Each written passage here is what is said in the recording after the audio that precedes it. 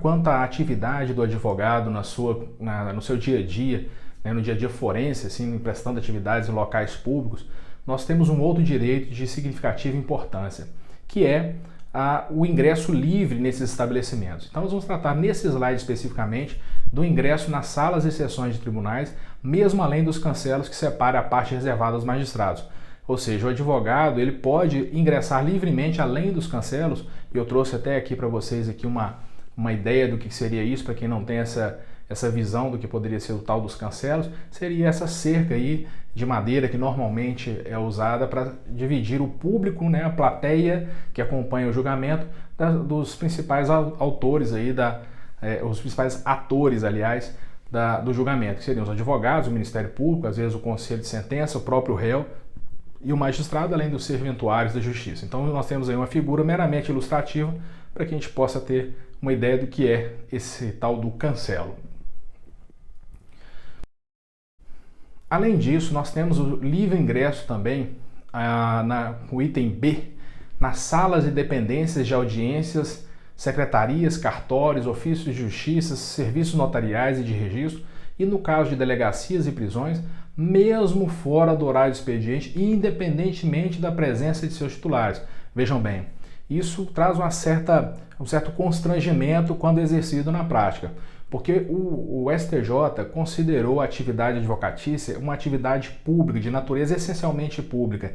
Portanto, equipara-se a servidor público o advogado no exercício da advocacia. Portanto, ele não pode ser impedido de entrar, mesmo que depois do expediente, se encontrar algum funcionário em algum estabelecimento público, ele tem direito sim de entrar e ser atendido. Não necessariamente de praticar o ato ali se não houver mais a condição. Obviamente esse direito vai ser exercido com bom senso e razoabilidade. Dando sequência, nós temos ainda o item C, né, da liberdade de ingresso do advogado em qualquer edifício ou recinto que funcione repartição judicial ou outro serviço público onde o advogado deva praticar ato ou colher prova ou até mesmo informação útil ao exercício da atividade profissional, dentro do expediente ou fora dele, e ser atendido desde que se ache presente qualquer servidor ou empregado, o que vem a reforçar o que a gente acabou de dizer no slide anterior. Mesmo em situações em que o expediente já tenha sido encerrado, havendo servidor público lá dentro, o advogado deve ser atendido. Portanto, isso aí obviamente traz uma certa discussão, né, quanto ao horário de funcionamento, efetivamente, mas é um direito do advogado e aí, a depender da urgência, da necessidade da produção da prova, né, informação útil, o advogado deve ajuizar aí, ou impetrar, na verdade, um mandado de segurança se for impedido de praticar o ato. Mas dando sequência, nós temos ainda o item D, que também fala sobre ingresso livre em qualquer assembleia ou reunião de que participe ou possa participar o seu cliente, ou perante a qual este deva comparecer, desde que munido de poderes especiais. Então, o advogado, a gente vem falando de prédios públicos, repartições públicas, mas esse item D faz uma alusão, inclusive, a locais de uso particular, assembleias ou reuniões, seja uma reunião de condomínio, já teve até decisões interessantes no STJ a respeito da possibilidade do advogado entrar num clube em que ele não era associado, ele não era sócio, mas que ele participaria substituindo com procuração com poderes específicos o seu cliente, e foi negado o seu direito de participação da audiência, na verdade da assembleia, né, daquele clube, e aí o STJ reconheceu o direito do advogado de participar, mesmo porque ele exercia o direito em nome do cliente, não em nome próprio, né? Então fica aí mais um exemplo do ingresso livre do advogado, mesmo em estabelecimentos particulares. Outra questão que se trata de direito do advogado e a sua liberdade de se portar da forma como melhor lhe aprouver, é o direito de permanecer sentado ou em pé e retirar-se de qualquer dos locais indicados no inciso anterior, independentemente de licença. Ou seja, o advogado não precisa solicitar autorização para se retirar do local, para poder ficar em pé ou para ficar sentado. Ele pode se portar da maneira que melhor lhe aprouver. Obviamente, desde que isso não venha trazer nenhum tipo de embaraço de forma objetiva, né, à prática do ato que esteja sendo realizado. Né, que isso não venha ficar em pé encarando uma testemunha ou atuando de forma constrangendo uma testemunha, seria obviamente um excesso do abuso do direito que o advogado tem de permanecer sentado em pé. Mas obviamente, exercido tal qual melhor lhe aprouver, com razoabilidade, bom senso, não há nenhum empecilho para que ele possa exercer esse direito. E ainda ele pode dirigir-se diretamente aos magistrados nas salas e gabinetes de trabalho, independentemente de quê? De horário previamente marcado ou de outra condição, observando-se que, obviamente, a ordem de chegada. Vejam bem, nesse aspecto, raras são as vezes em que o advogado não é interpelado por alguém perguntando se tem horário marcado, se o juiz está esperando, enfim. Isso não se deve ao fato de que o advogado não tenha o direito especificamente de ter acesso ao juiz de forma imediata, independentemente de ter marcado o horário. A questão é que, com a sobrecarga de trabalho, é razoável também que os advogados busquem não ir às salas do juiz e buscar reunir com ele, se não for uma situação que de fato mereça aquela visita, que mereça, seja de tamanha importância que mereça essa intervenção. Porque, dado a quantidade de serviço, já a inoperância da própria estrutura judiciária, que não se deve exclusivamente à atuação do juiz, mas de todo o sistema que hoje está basicamente obsoleto, com ausência de servidores, falta de material humano, então isso acaba trazendo um certo transtorno na efetividade da justiça e atrasando os processos. Exercer esse direito, indo todas as vezes para poder despachar com o juiz, se não for matéria de fato importante, pode trazer sim algum tipo de atraso e exercício de forma irregular desse direito também por parte do advogado. Usar a palavra pela ordem em qualquer juízo ou tribunal mediante intervenção sumária para esclarecer equívoco ou dúvida surgida em relação a fatos, documentos e afirmações que influam no julgamento, bem como para replicar a acusação ou censura que lhe forem feitas. Esse é um direito extremamente importante do advogado. A intervenção sumária, no momento em que acontece algum desrespeito a uma legislação, ela se faz necessária. E nesse caso, é direito do advogado usar a palavra, ainda que fora do momento oportuno, da sequência lógica, da tramitação dos atos processuais, para que seja mantida a ordem. Quando diz aí usar a palavra pela ordem, é exatamente para que seja restabelecida a ordem em razão de algum tipo de inobservância de direito, quer que seja do cliente ou do próprio advogado. E aí percebam bem, essa intervenção sumária deve ser breve e objetiva, até porque a finalidade é o quê? Vamos ver aqui, esclarecer equívoco ou dúvida surgida em relação a que tipo de situações? Fatos, documentos ou afirmações que influam no julgamento. Ou seja, se for uma coisa que não tem tanta relevância, obviamente o pedido de uso da palavra não será deferido. Agora, se for o fato, documento ou afirmação que influa no julgamento, certamente ele tem direito de usar a palavra. E além disso também para quê? Com o segundo ponto, para poder replicar a acusação ou censura que lhe for feita no ato processual, seja numa audiência, numa sustentação oral, enfim, o advogado tem esse direito. Outro direito que deve ser reconhecido aos advogados é o de reclamar verbalmente ou por escrito perante qualquer órgão ou qualquer juízo, tribunal ou autoridade contra inobservância de preceito de lei, regulamento ou regimento. Ou seja, o advogado ele pode tanto verbalmente quanto por escrito fazer isso. Às vezes eu vejo autoridades dizendo assim, o senhor se quiser faça por escrito. Não, se eu quiser eu exercito o meu direito de fazer a reclamação verbal que conste da ata. Essa é a situação que traz o reconhecimento do direito do advogado. Negar ao advogado o direito de fazer a reclamação verbal, como lhe é conferida pela própria lei, configura, sim, uma ilegalidade que pode ensejar qualquer tipo de responsabilização futura. Então, o advogado tem direito de fazer a reclamação e fazer constar verbalmente da ata o que ele entender necessário, ou posteriormente, dependendo da situação, se puder esperar, ir ao seu escritório, peticionar, traduzir aquilo ali, o ato, ou transcrever a sua reclamação por escrito, para que seja encaminhada a quem de direito. O advogado ele pode, inclusive, não só, como nós vimos anteriormente, permanecer em pé ou sentado, mas ele pode, inclusive, falar sentado ou em pé. Isso significa que é direito dele fazer suas manifestações, se ele quiser levantar para fazer a sua exposição oral, Mesmo que na audiência estejam todos sentados, é direito dele, ninguém pode impedi-lo de fazer isso, né? Então fica aqui mais um registro que é muito parecido com aquela a de permanecer nos locais sentado ou em pé, como lhe bem aprouver. Mas nesse caso nós estamos falando de manifestações. É permitido ao advogado não só a permanência, mas também as suas manifestações podem ser realizadas tanto quanto em pé quanto de forma sentada, ok?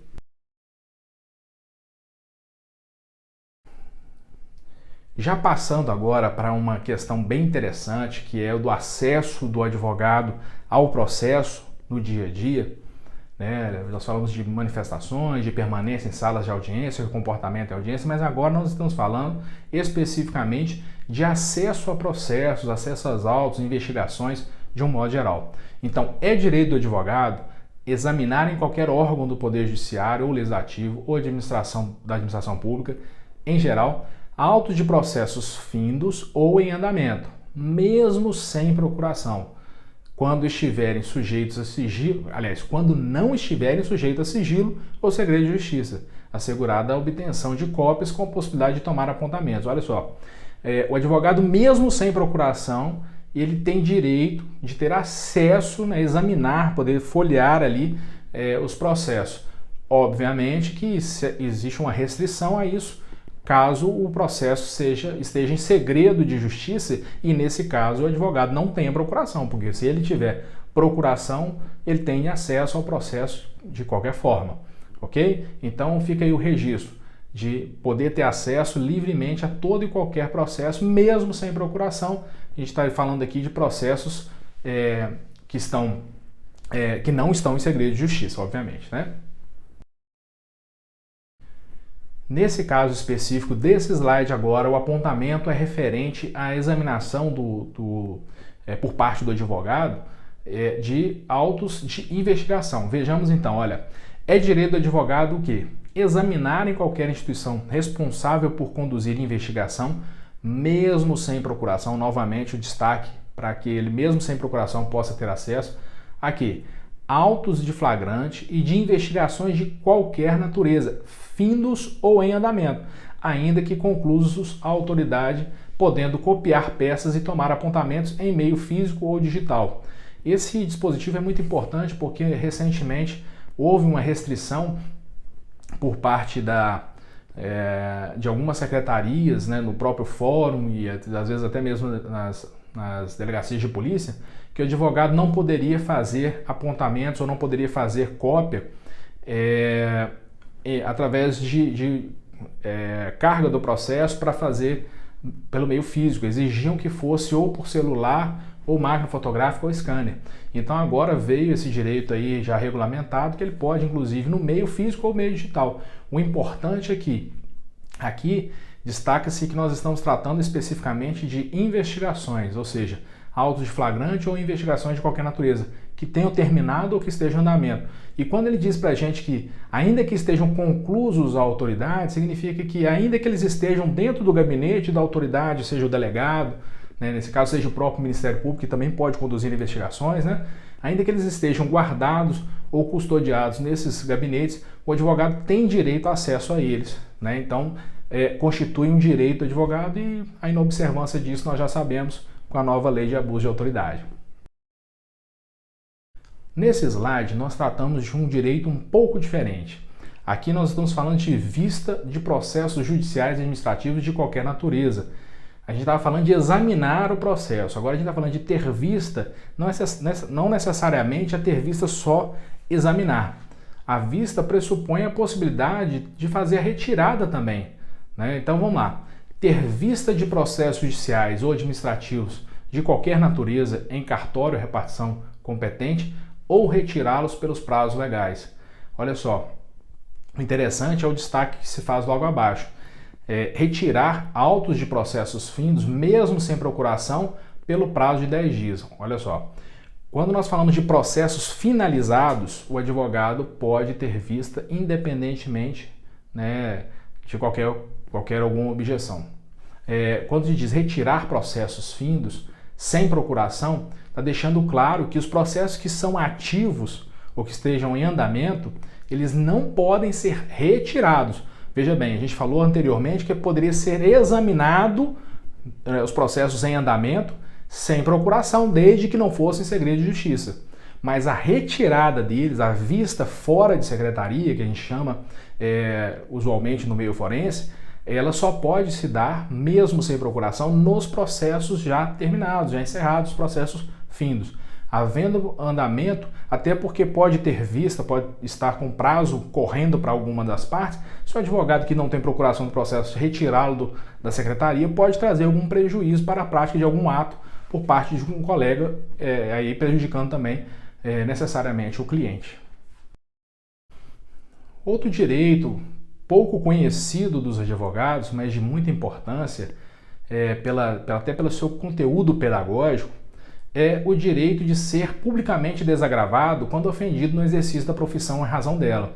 Não raro advogados são ofendidos nas suas prerrogativas, no exercício da profissão, e aí vem a OAB, o ato de desagravo público é um ato praticado pela diretoria da OAB seccional, da diretoria estadual da OAB, do respectivo estado, em que pede-se desculpa ao advogado publicamente no local onde o agravo, ou seja, a ofensa ocorreu.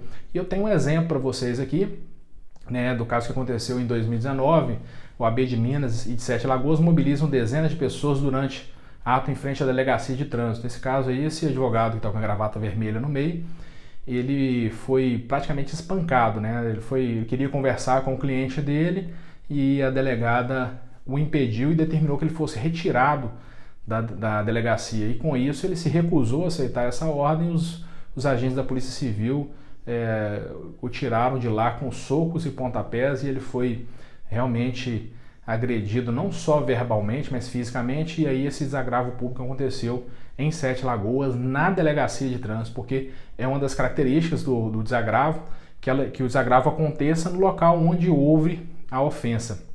Se for um juiz, o desagravo vai acontecer no fórum. Se for no corpo de bombeiro, o desagravo vai acontecer no batalhão do corpo de bombeiro e por aí vai. Então nós temos ali a figura do nosso presidente Raimundo Cândido, que está ao lado do rapaz, e de microfone ali o Raimundo Cândido Neto, que também faz parte da OAB de Minas. Dentre os direitos do advogado, nós temos ainda o de usar os símbolos privativos da profissão do advogado. Eu trouxe alguns exemplos aqui abaixo para vocês, que são a beca, a deusa Têmis, a balança, até o bottom, que a gente utiliza normalmente no terno, que essa marca da OAB, inclusive, ela é registrada, ela não pode ser usada sem autorização do Conselho Federal, da seccional ou da subseção. Então nós temos aí, só a título de exemplo, tem vários outros, mas são símbolos privativos da função de advogado. Dentre os direitos que constituem quase que uma obrigação do advogado, nós temos o de recusar-se a depor como testemunha em processo no qual funcionou ou deva funcionar ou sobre fato relacionado com pessoas de quem seja ou foi advogado, mesmo quando autorizado ou solicitado pelo constituinte, bem como sobre fato que constitua sigilo profissional. Então é direito do advogado, quando for intimado a uma delegacia, quando for intimado como testemunha num processo judicial, recusar-se a depor como testemunha, se ele tiver funcionado, ele tiver atuado no processo contra determinada pessoa, a favor de determinada pessoa, e que ele tenha informações que obteve em razão de ter sido, em razão do exercício da profissão. Ele só teve acesso àquela informação em razão de ter atuado no processo. E também se a situação envolva o famoso sigilo profissional. Se alguém te conta alguma coisa, mesmo que você não tenha atuado, você atendeu a pessoa e não fechou o contrato com ela, mas teve acesso a informações em razão da função de advogado, que ela só te contou por causa disso, ela não te contaria porque ela é seu amigo, não é por causa dessa situação, ou por alguma outra, o advogado também tem direito de recusar-se a depor.